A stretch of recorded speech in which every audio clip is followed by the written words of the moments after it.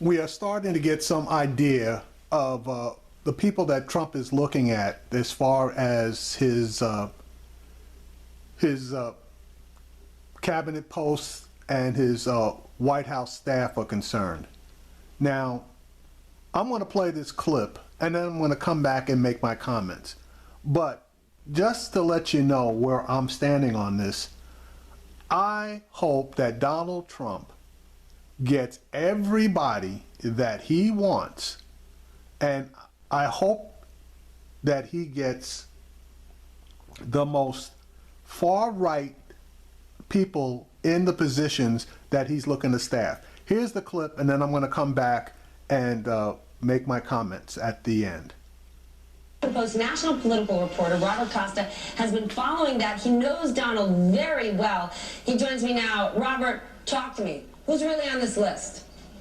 What you're seeing right now is a circle of loyalists around Donald Trump, people who come out of the conservative movement, people from places like Breitbart News and Steve Bannon, his son-in-law Jared Kushner. These are the people who've been on the plane and they're likely to be in the White House.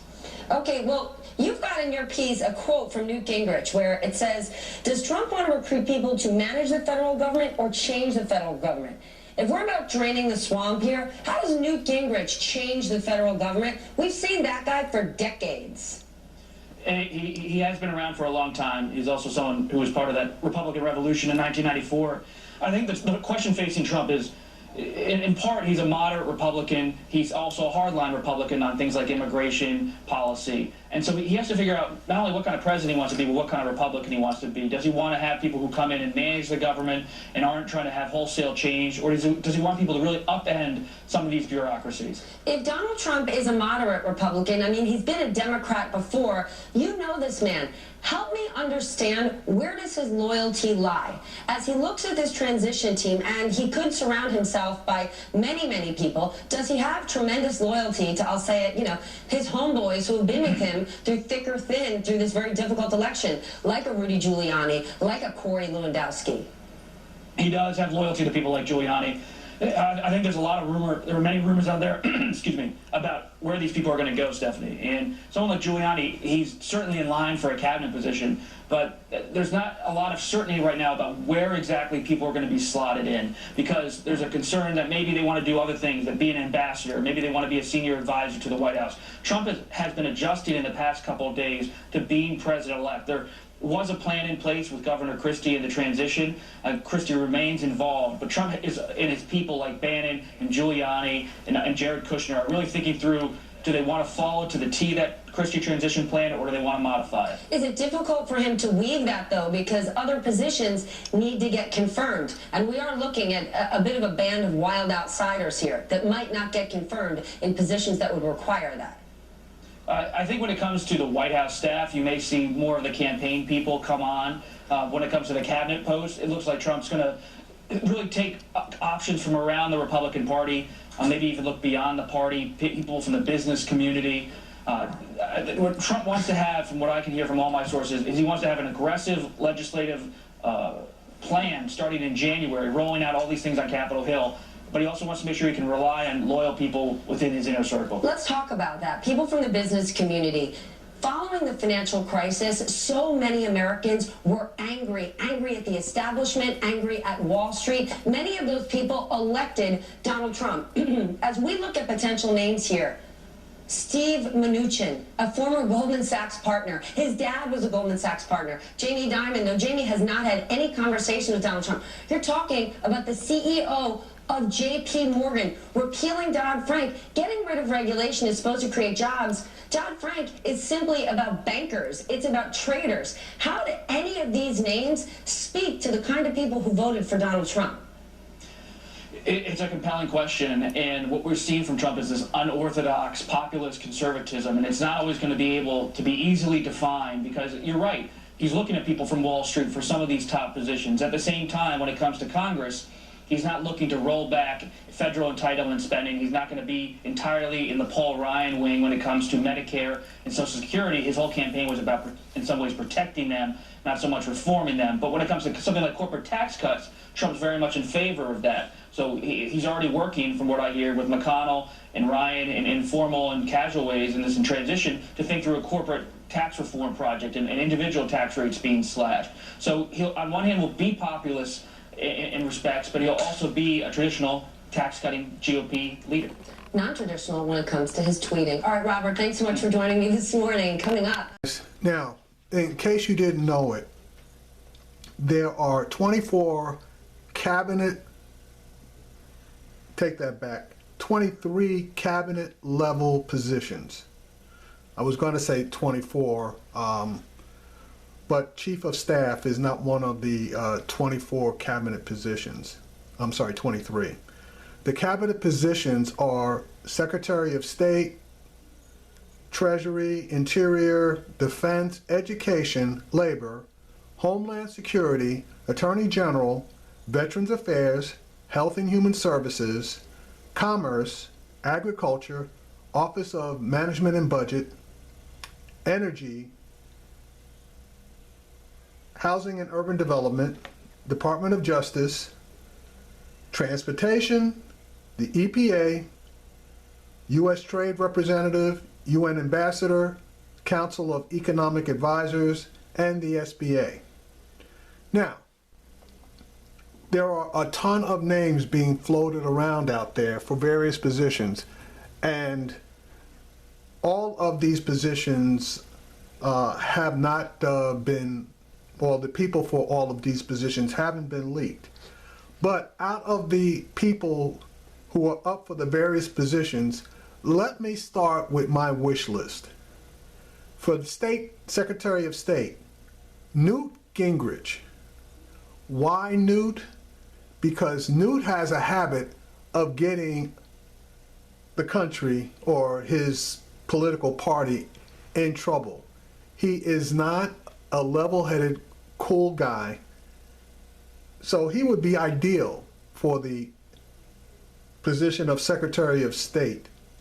Now, if he wasn't a choice, then Mr. Bolton, who was a member of the military and a former UN ambassador. For Treasury, Mr. Mnuchin.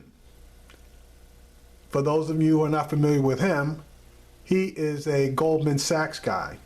And if he can't get it, Mr. Henseling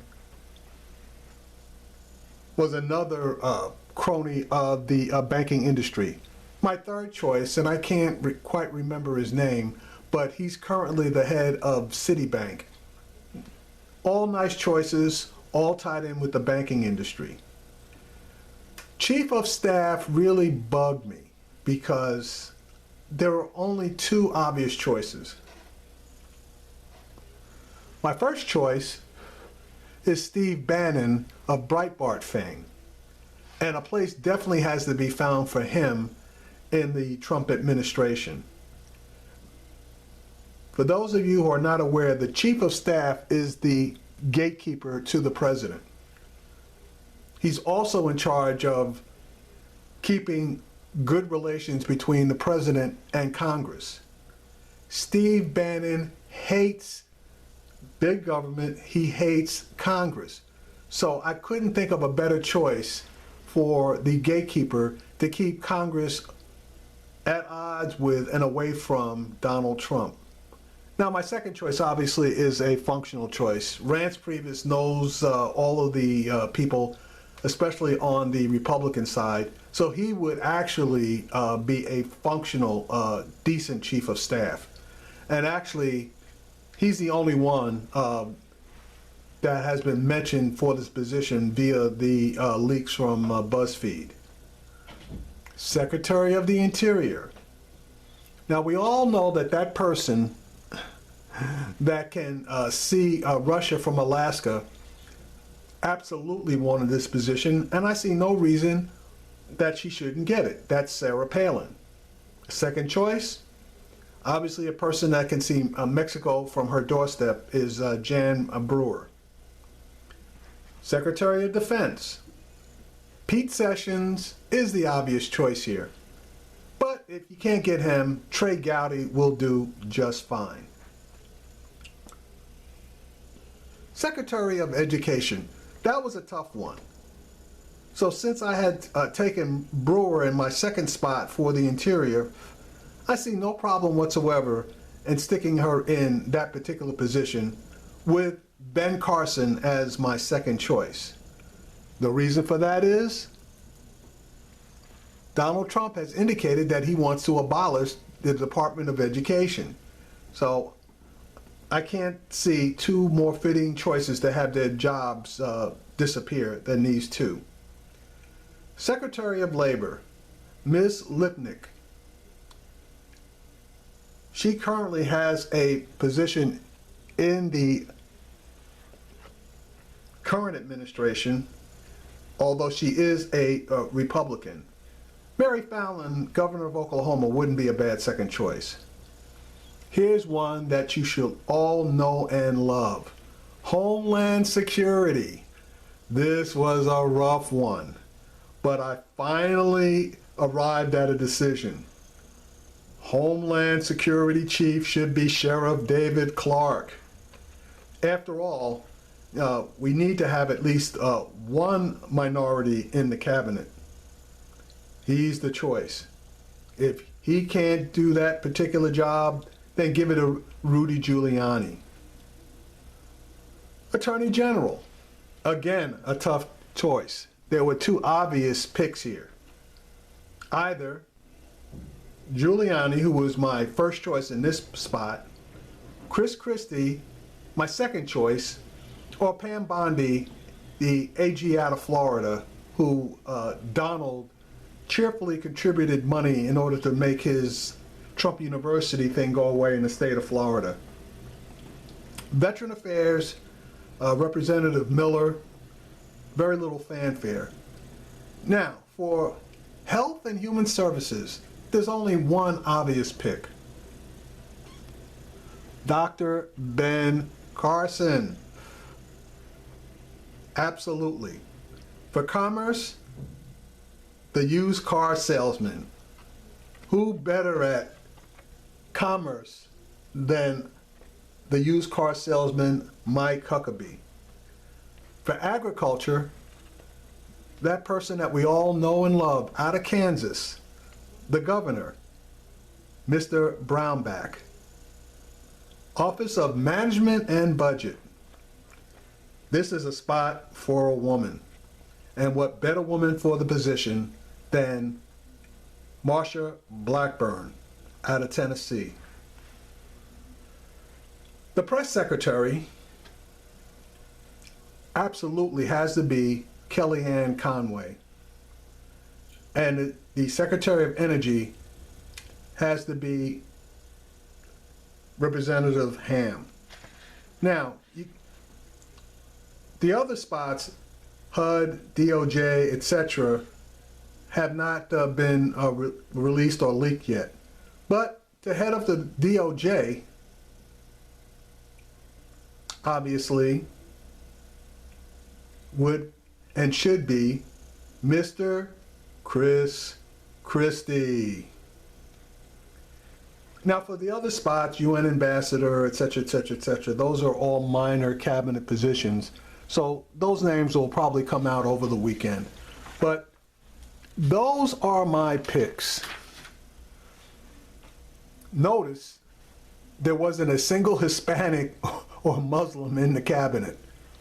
And since Donald is going to be deporting a lot of people, no reason to stick somebody in there that you're going to potentially alienate by deporting them. Anyway, those are my picks. Welcome to throw your own in there if you choose to do so.